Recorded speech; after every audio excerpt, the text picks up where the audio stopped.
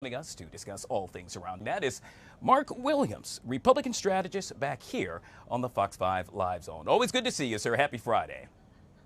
Hey, happy Friday to you. So let's jump right into this. Obviously, a big day right here in this area. I'm referring to the state of Virginia. Early voting now underway. A lot of folks waking up, yawning, and saying, you know what? It's a good time to go ahead and cast that vote. With that being said, who do you think this will suit more? The folks on the left or the folks on the right?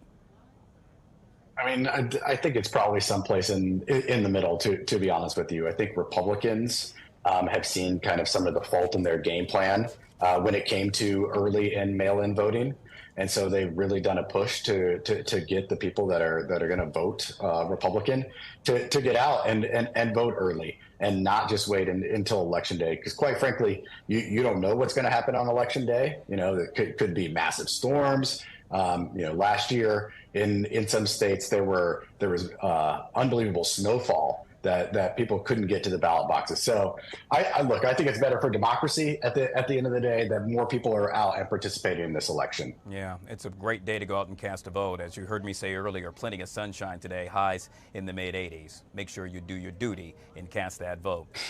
We know that last night former President Trump got a chance to speak at an event, an anti-Semitism event, I should add, and he claimed that Jewish people would share the blame if he actually loses. I'm curious, your response to that?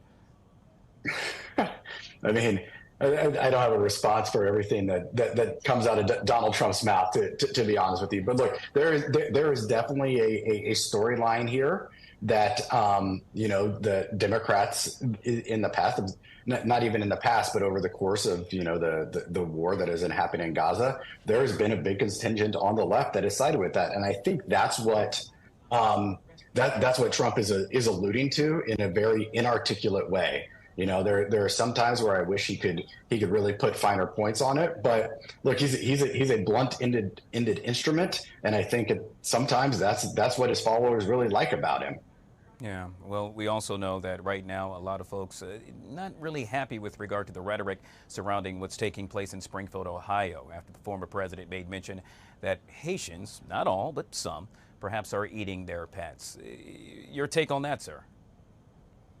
I mean, it seems unverified and baseless, but look, you can probably split things again right down the center. Like I'm sure that we could pull stuff off that Kamala Harris has said that is completely baseless as well. I think one underreported thing from the Springfield, Ohio story is that there have been 33 bomb threats that happened on the back end of that, but the governor of Ohio came out shortly afterwards and said most of those, if not all, came from overseas. And so, as we talk about interference in our elections, I think that's one thing to really keep an eye on. There was another story yesterday that Iran had hacked the Trump campaign and sent that information to the Biden campaign. So, look, there's a bunch of kind of under the radar storylines that are really happening right now that I think people really need to pay attention to. Yeah, we'll move on to Vice President Harris, where we know last night Oprah Winfrey got a chance to sit down with her and we'll really have a one-on-one, hoping to persuade a number of undecided voters. A lot of celebs popped up during that event. Your take on it?